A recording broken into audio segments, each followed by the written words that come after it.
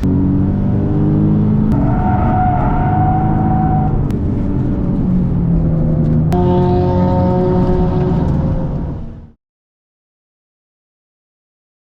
you want to drive the Pannonia Ring? Well, you've come to the right place. In this video I will tell you everything you need to know to drive your own car on the Pannonia Ring. How to get there, where to stay, how to drive your own car, where to sit and watch the driving, and a bunch of other stuff. Whether it's even worth visiting this track. Now have a seat and enjoy. Pannonia Ring is a racetrack located in Hungary, in Ostfjászonfa, near the city of Szombathely. The track was built in 1996. It's located away from any cities, surrounded by fields and forests. The track hosts races such as Formula 3 Cup, Superbike Championship, Motorcycle Championships, and others. In its vicinity is the Peloton Lake, which is worth checking out while you're already there. On your way there, you'll use various roads and highways which aren't marked very clearly. What I mean is, it's not always clear whether you're on a motorway or a highway. Driving on Hungarian highways requires a vignette, so I'd recommend getting one regardless of how you plan on driving there, as it's not too expensive but will allow you to drive around not worrying about which road you're taking. Track statistics, somewhere here you can pause the video. In general, the track is 4.7 kilometers long and it's got 18 corners. It's between 11 to 13 meters wide and the main straight is 700 meters long. It's a fast and challenging track. The track has just one layout, there are no shorter versions available.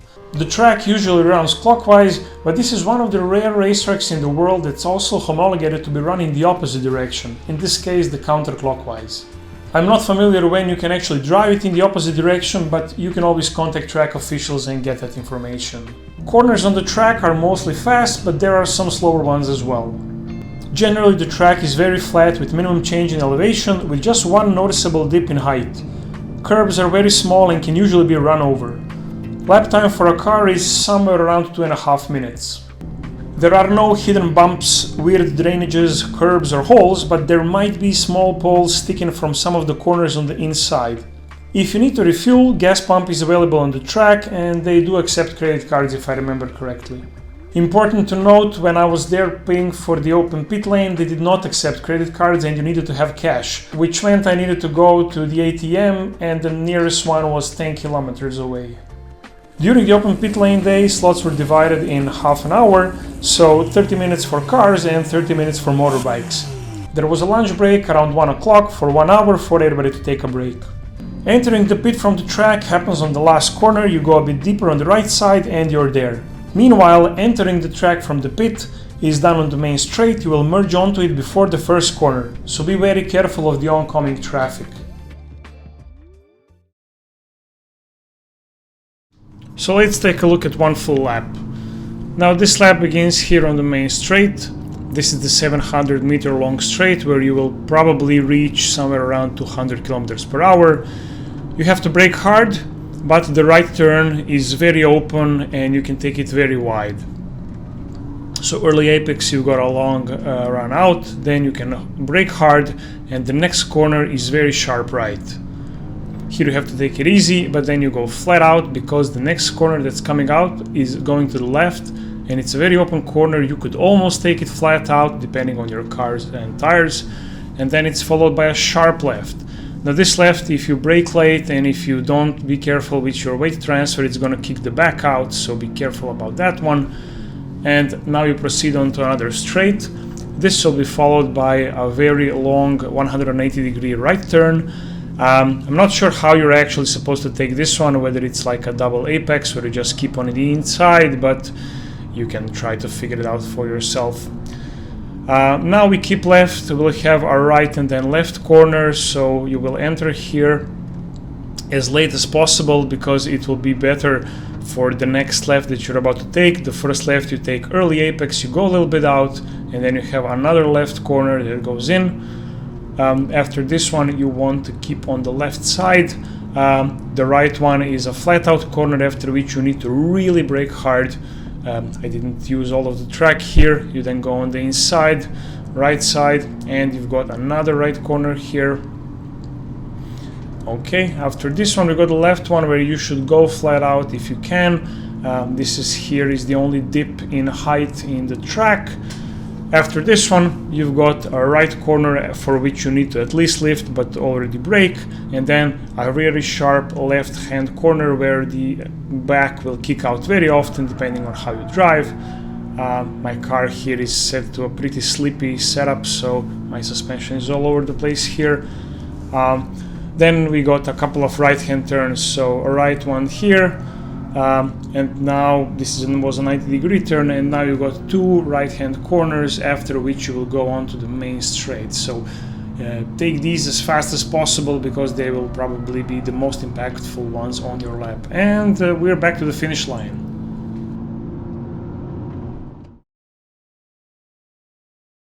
The Pannonia Ring is pretty difficult to memorize. Yes, it's got only 18 corners, which shouldn't be a big deal in and of itself, but there are some compound corners, which means the way you enter the first corner will heavily impact how you're able to take the next one. This means that you need to invest some time in driving different lines with different speeds to find the ideal line for yourself and your car. Another thing that affects the hunt for the ideal line is the track width. When the track is so wide as it is here, it allows unintuitive speeds for some of the corners. This makes hunting for the ideal line really difficult. You'll probably need somewhere between 15 to 20 laps just to get acquainted with your car, the braking zones and the corner speeds. Before I drove this track, I found a version of it for Assetto Corsa, and it was almost identical to the real track, so that helped me a lot. Even with some discrepancies, it didn't take a long time until I adapted to the track and I already knew all the corners and already had a feeling for the braking zones and the ideal line. Even if you don't have access to Assetto Corsa or some other sim, you don't have to worry because people on the track are there to help you out. And you can also always ask track officials to guide you through the track or to maybe even go for a lap with you. It's always a good idea to get already known information instead of figuring it all out for yourself. While I was there during open pit lane, the day began with rain, then changed to sunshine. This means that I experienced the track in both weather conditions, and this is important because on some tracks the dry and wet line are very different. This is due to tire deposits which heavily affect traction, meaning that the ideal line on the wet and dry are very different. If the track is dry, those lines offer the highest grip. However, if the track is wet, those parts of the track are usually the slippiest ones, meaning the ideal line is not the same for wet and dry track. Keep that in mind. I always tell people that to visit the track you don't need anything other than a car and some gas. Sure, your experience might be limited based on what car you've got, but in theory anything can make a lap around the track. It might not be the fastest lap, but in the end the racetrack is just a fancy road with some corners. That being said, the modifications on the car will determine whether your lap can be a flat-out lap, a slow lap, a scary lap, an unsafe lap, and you get the idea. For this particular track, I would recommend having an oil cooler as you will have several flat-out portions of the track which will strain your engine and heat up the oil. I would also suggest upgrading your brakes and suspension as there are long fast corners and some heavy braking zones which will test your car. Now I know not everybody can shell out for a full-on racing brake kit, but at least put some racing brake fluid which will make sure your pedal will not sink to the floor as soon as the oil gets hot, and also put some track pads because they will not disintegrate on the first heat cycle. Stiffer springs and stiffer anti-rollbars will also impact your suspension positively. This track's average high speed would suggest that ideally you would want a more powerful car, let's say 180 horsepower or more, but whatever you've got you will have a lot of fun, I can guarantee that. So how do you actually book a slot on the Pannonia Ring? First, check their website and calendar. This is always the best starting point as you will immediately see whether there is a scheduled open pit lane or a track day that you're familiar with. The other option is just emailing them and asking if there is a slot available for driving with your own car. Now, open pit lane is usually noted on the track calendar and it means that you're free to drive with your own car. Best way is to reserve a slot online, otherwise you're free to just show up, pay and drive, provided that the track isn't already full.